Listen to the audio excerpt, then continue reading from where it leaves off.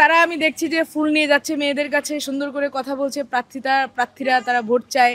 আবার একই সাথে তাদের নেতাকর্মীরা অন্য নারী প্রার্থীদেরকে হেনস্থা করছে, তাদেরকে বুলি করছে। আমরা দেখতে পাই তাদের মেন্টালিটি কেমন। তারা চায় নারী বান্ধব ক্যাম্পাস, কিন্তু এখনই তারা নারীদেরকে হেনস্থা করতেছে। যারা নারীদেরকে এই চোখে দেখে, ধর্ষকের মনোভাব নিয়ে দেখে, প্রতিনিয়ত নারীদেরকে হেনস্থা করে চলছে, তারা কিভাবে নারী বান্ধব ক্যাম্পাস উপহার দেবে? ডাকসুর একজন প্রার্থী ফাহমিদা আলম, তিনি একটি রিট করেছেন হাইকোর্ট ডিভিশনে। সে রিটের বিষয়বস্তু ছিল যে তিনি দেখেছেন যে নিষিদ্ধ ঘোষিত ছাত্রলীগের বিভিন্ন প্রার্থী ঢাকা বিশ্ববিদ্যালয়ে ইলেকশন করছে ডাকসুতে, এবং অনেকেই করতে পারছে না কারণ তারা ছাত্রলীগের নেতাকর্মী। কিন্তু এই যে কিছু করছে, কিছু করতে পারছে না, এবং যারা করছে তাদের প্রার্থিতার বৈধতা তিনি চ্যালেঞ্জ করেছেন, এবং যেটি আদালত আমলে নিয়ে তাকে ডাকসু ইলেকশন স্থগিতের ঘোষণা দিয়েছিল। পরবর্তীতে আবার চেম্বার জজ আদালতের মাধ্যমে সেই ঘোষণাটি আবার ফেরত এসেছে। তো এই একটি মত প্রকাশ, মানে মানুষের ব্যক্তিগত অভিমত। তিনি কিন্তু আইনের সহায়তা নিয়েছেন, তিনি মত তৈরি করেননি বা কাউকে বলেননি, কাউকে গালি দেননি।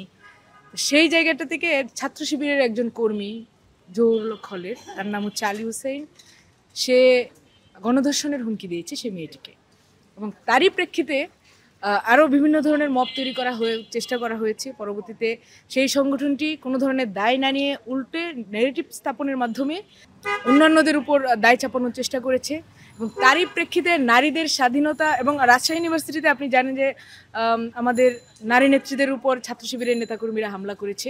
তো এই যে নারীদের অবস্থান, নারীদের চলাফেরা, নারীদের মতামত প্রকাশ যে বন্ধ করতে চায় এই প্রতিক্রিয়াশীল গোষ্ঠীটি, স্বাধীনতা বিরোধী গোষ্ঠীটি, সেই গোষ্ঠীটির বিরুদ্ধেই আজকে আমরা বিক্ষোভ মিছিল এবং সমাবেশ করেছি। আমাদের চেয়ে ভালো ফোকাসেও আর কেউ নাই। আমরা প্রত্যেকটা শিক্ষার্থীর কাছে যাচ্ছি, আমাদের প্রত্যেকটি হলে প্যানেল আছে, প্রত্যেকটি হলের সে প্রার্থীরা শিক্ষার্থীদের কাছে যাচ্ছে।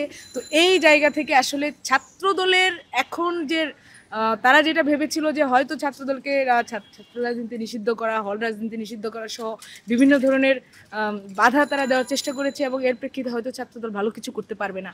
কিন্তু বাস্তবতাটা আসলে ভিন্ন, এবং বাস্তবতা ভিন্ন থাকায় দেখে অনেকেরই আসলে এখন মনে হচ্ছে যে হয়তো ডাকসুটা না হলে তাদের জন্য সুবিধা হয়। তাদের মুখে তারা আমি দেখছি যে ফুল নিয়ে যাচ্ছে মেয়েদের কাছে, সুন্দর করে কথা বলছে, প্রার্থীরা তারা ভোট চায়।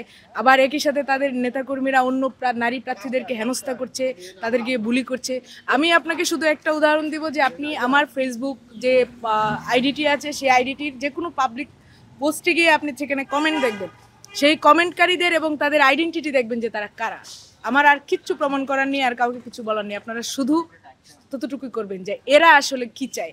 এরা চায় না নারীরা বাংলাদেশে রাজনীতি করুক, এরা চায় না বাংলাদেশের নারীরা মাথা উঁচু করে বাঁচুক, গলার সুর উঁচুতে রাখুক। এই বিষয়ে আমরা শঙ্কিত, কেননা আপনি দেখেন যে যতগুলো আন্দোলন হয়েছে, আমি যদি সেই অনেক আগে থেকে শুরু করে রিসেন্ট আপনার 24-এর যে জুলাই গণ অভ্যুত্থান হলো, এই এই আন্দোলনে আমরা দেখেছি নারীরা কিভাবে ঢাল হয়ে পুরুষের পাশে ছিল, আন্দোলনটাকে আগায় নিয়ে গেছে।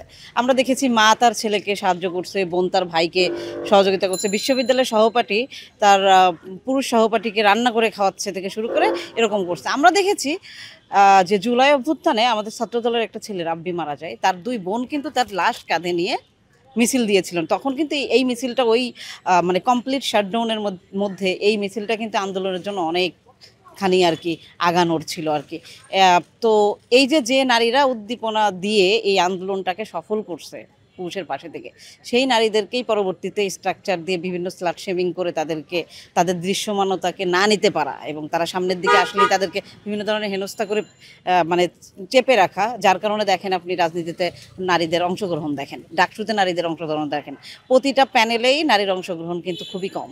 সে কিন্তু একদম মানে একটা পোস্টেড নেতা, সে নিয়মিত শিবিরের কর্মসূচি করেন, এবং তাকে সেই কর্মসূচি করা অবস্থায় তার ছবি আছে। সে মহসিন হলের আবাসিক শিক্ষার্থী। কিন্তু এই যে একটা নারীকে প্রকাশ্যে তার আচরণ উদ্ধত আচরণ করে সে গণধর্ষণের হুমকি দিয়েছে, যে নারী শিক্ষার্থী আর একটা শিবিরের জিএস প্রার্থীর নামে রিট প্রদান করছে, সেটার আইনি বৈধতা অবৈধতা সেটা হচ্ছে আইনি প্রক্রিয়ায় মানে সম্পূর্ণ হবে। কিন্তু সেইটার কারণে তো তাকে আমি তার পোশাকের, তার শরীরের, তার হচ্ছে ধর্ম বর্ণ নিয়ে আমি তাকে ব্লেম দিতে পারি না। ওই প্রক্রিয়া এই প্রক্রিয়া। কিন্তু আমরা দেখতে পাই যে তাদের মেন্টালিটি কেমন। তারা চায় নারী বান্ধব ক্যাম্পাস, কিন্তু এখনই তারা নারীদেরকে হেনস্থা করতেছে। এবং প্রশাসনিক প্রসেসিং তো একটু লেট হয়, যেমন আমরা যেমন আজকে একটা প্রতিবাদ করছি, হয়তো আরও সংগঠন করতেছে, এভাবে হয়তো প্রশাসন আগাবে, কিন্তু সাংগঠনিকভাবে কিন্তু তারা তাৎক্ষণিক একটা ব্যবস্থা নিতে পারতো। সংগঠন থেকে কিন্তু বলতে পারতো যে, আপনারা দেখেছেন যে এই অভ্যুত্থানের পরবর্তীতে আমাদের বিএনপি কত নেতাকর্মী, হাজার হাজার নেতাকর্মীকে কিন্তু বহিষ্কার করতে, মানে সংগঠনের পক্ষ থেকে যেটা সর্বোচ্চ তা আমরা কিন্তু করতেছি, কিন্তু তারাও সেটা করতে পারতো, সেটা তারা করে নাই। আমাদের প্রশাসন করতে পারতো, করে নাই। সে যে হলের আবাসিক শিক্ষার্থী, সেই প্রশাসন করতে পারতো, করে নাই। সে এখনও প্রকাশ্যে ঘুরে বেড়াচ্ছে। এই যে লিঙ্গ সচেতনতা বিষয়ক তাদের যে ন্যূনতম জ্ঞান নাই, এই জ্ঞান থাকা যে উচিত এই বিশ্ববিদ্যালয়ে পড়লে, সেটা নিয়ে আমাদের প্রশাসন একদমই নিষ্ক্রিয়।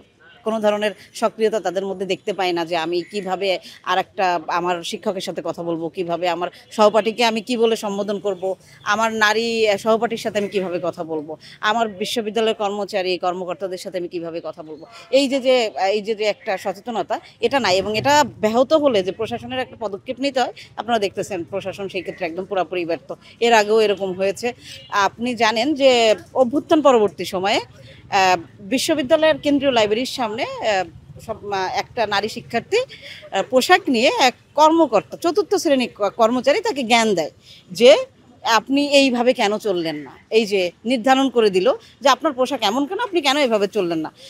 তাৎক্ষণিকভাবে ওই নারী শিক্ষার্থী কিন্তু প্রতিবাদ জানায় যে আমার ক্যাম্পাসে আমি কি পোশাক পরবো না পরবো সেটা আমার অধিকার। আমরা ৫ আগস্টের পরবর্তী এরকম বাংলাদেশে চাইছিলাম, যে যার নারী তার মুক্তভাবে চলবে। তো পরবর্তীতে নারী শিক্ষার্থী প্রতিবাদ করলে তাকে কিন্তু আইনের আওতায় আনা হয়। আইনের আওতায় আনার পরেও দেখি যে একটা অন্যায় করছে, সেই অন্যায়কে জাস্টিফাই করতে যে শিবির সমর্থক মানে পোস্টেড নেতাকর্মীরা যে তাকে ফুলের মালা দিয়ে বরণ করে নিয়ে আসে। যেখানে একটা নারীকে হেনস্থা হয়েছে, তারা সাংগঠনিক ব্যবস্থা নিবে তার বিরুদ্ধে, তা না করে তাকে বিজয় করে নিয়ে আসছে যে আচ্ছা সে যেটা করছে এটা বৈধ করছে। এই যে যারা নারীদেরকে এই চোখে দেখে, ধর্ষকের মনোভাব নিয়ে দেখে, প্রতিনিয়ত নারীদেরকে হেনস্থা করে চলছে, তারা কিভাবে নারী বান্ধব ক্যাম্পাস উপহার দেবে। এটা ভালো হয়েছে যে শিক্ষার্থীরা এই যে অভ্যুত্থান পরবর্তী সময় একটা নিরপেক্ষ ডাকসু দেখতে পাচ্ছে, এখানে তারা আসলে কাকে সমর্থন করবে, কারা আসলে নারী বান্ধব মানে শিক্ষার্থী বান্ধব নারী বান্ধব ক্যাম্পাস উপহার দিবে, তারা সেটা মনে হয় মানে এখন বিবেচনায় আনতে পারবে।